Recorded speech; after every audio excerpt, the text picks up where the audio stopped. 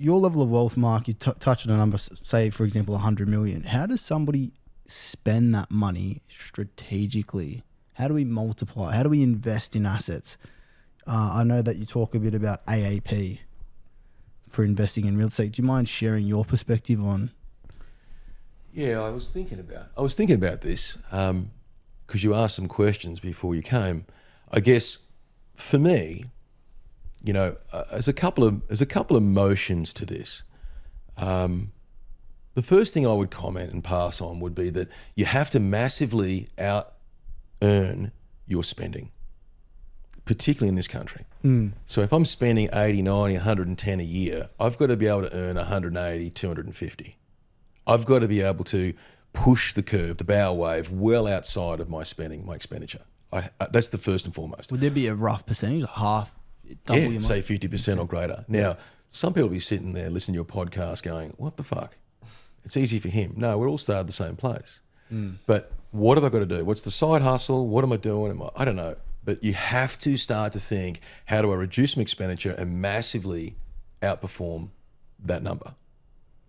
Then, with that capital, you've got to ask yourself, how do I make that grow? And this was a colossal error that I made. When I first got into projects, into developments, I thought I was killing it. You know, I was making 7, 8, 9, 11 million a year. There was years where I was making 14 million a year net. This is, you know, 14, 15. That was serious money. Still serious money. Yeah, well, it was $1 million a month was my target, right? And that was net. That's not gross. You don't talk gross. And a mate of mine told me up one day and he said, listen, you know Keith Cunningham? I said, no. He goes, he's the rich dad in Rich Dad, Poor Dad. I said, oh, I've read that book about 3 times. He goes, Keith is going to be at this hotel in Hawaii. I reckon you could bump into him accidentally and meet this guy. He lives in the States. I went, really? And so I jumped on a plane, blasted over to Hawaii, rolled up this hotel. The breakfast, I'm thinking, he's going to be here sooner or later. I'm waiting. He comes rolling through the door. I walk past him accidentally. Hey, is your name Keith? Right. Mate, seriously, it was that fucking bad. And he's such a gentleman. He looks at me in his Texan accent and he invites me to breakfast with his wife. And I said, look, I won't sit, but I'd just love to ask you some questions. A little bit like you, curiosity. And he said, listen, come back tomorrow. It'll just be you and me for breakfast. Is that okay, honey? And she's like, yeah, sure. I get one-on-one with this guy. Now, he's a multi-billionaire. He sold his TV channel for $361 million, like in 1982. Wow. And then he went bankrupt. And what a great guy to learn from. The peaks, the troughs, the peaks, the troughs. Multi-billionaires in oil, reverse mergers. The guy's got such an incredible acumen. The next day, I sit in front of Keith for 50 minutes, one-on-one. And what do you do? It's his first question. I sort of explain very briefly, okay, that's what I do. And he looks at me and he goes, gee, that's not so smart, is it? And I'm thinking, right. Okay, where's this going? He goes, that's not so smart. You're one of those guys that sells a lot of time. He starts laughing. He goes, but you're just selling it for more. I went, you're right. He goes, that don't work. I did that. You'll never be wealthy doing that stuff. And although I was making $1 million a month back then, it was very clear that you had to put energy, capital, risk, all that was being managed by your energy resource input. It was all driven by one thing, you. And I got on the plane 2 days later and I came back with about 4 pages of just notes. I'm going to do this, I'm going to research that, I'm going to investigate this. I need to discover a way of making passive cash flow real. Now, back then I knew the word passive, but I didn't have enough assets to really comment broadly on the topic. And he smashed me and just said, you're just like the rest of these fucking monkeys. Wow. You're all out there selling time. You just think you're cool because it's a premium to your time. You're just making a little bit more than most. What did you do to change from selling time to what you're doing now? Yeah, well, that was the shift. You know, it started with a few pages of notes and I came back and I thought, right, I'm going to take the capital that I'm earning out of projects and not redeploy it into projects. I'm going to shift it sideways and I'm going to find something that makes me money and grows in the background. That's what he's telling me. That's the verse that I'm taking from Keith. So I came back to Australia 2 or 3 years later. I started to make some inquiries into, over 50s lifestyle villages, parks. And to me, it just seemed like a continuing revenue stream that grew. And then the more I looked at it, the more it made sense. And I measured it against a whole different other range of asset classes. But it just seemed to be head and shoulders above the rest. It was untapped, undiscovered, and it made sense. I could buy a park for, back then, 4 or 5 million, and it was paying me 600 grand a year net.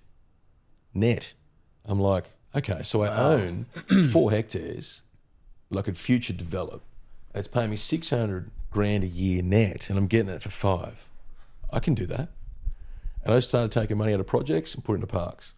And then all my buddies, colleagues, peers were like, that's just stupid. What are you doing that for?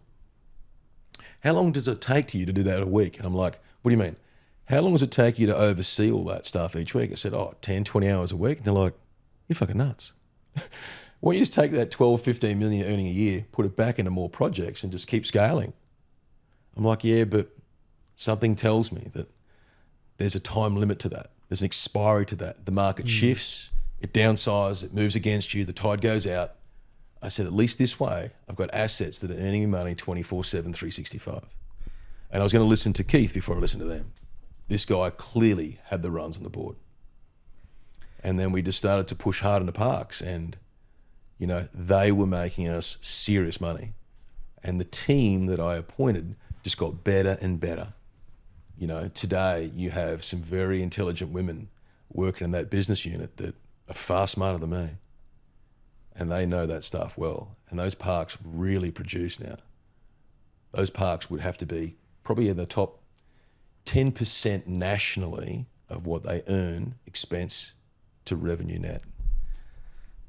Wow. Guys, I hope everyone that's listening to this, I hope you all understand the message that Mark just gave. That is a quote from a multi-billionaire. That's advice. This is multi-billion-dollar advice. Just so you know, this is advice that you're getting for free off Mark Rolton. So thank you. Yeah, Keith's an interesting guy, mate. He's one of those fellows that, again, goes back to our comment previously. When you start to move down the path, you realise I don't need much to live. All I've got is my daughter's private school fees. That's really the only expense I have. But you start to want to share, and you're like, how can I help someone else get along that road? How can I help them get there faster? And that's Keith. He just sat there with such grace, right? And he just pulled it all apart. Just said, yeah, it makes no sense at all. You developers, you're not that intelligent. You don't keep shit. You just keep selling stuff. You're like prostituting your skills. Those are words he's using. And, but in a graceful manner, he was absolutely right. I mean, how many people give you that kind of time? Amazing. He didn't even know that I flew from Australia. Didn't tell him. No, just said, mate, I just, just come over to Hawaii. And, but he honestly, and that strangely, I caught up with him the next day as well before I left.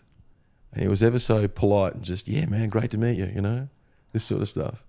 So I think you need to be careful that you're willing to push in and ask those people, what would you do? I had a kid here 3 weeks ago. He would have been 18, 19, and he walked all up the driveway. I'm sitting on the deck looking at the beach. It was a Tuesday afternoon. He walked all up the driveway and he said, can I ask you a question? I said, now you're here. Absolutely. No one does that shit, Wow. No one does that, right? So what's the question? He asked it, and I told him. I said, here's what I think you need to think about. Do it this way. Walked off. But I think it'd be bold, right? Wow. People want to share, man. They want to share. They want to help. I think we all get that we're here to support, and try and do our best to nurture that next generation through.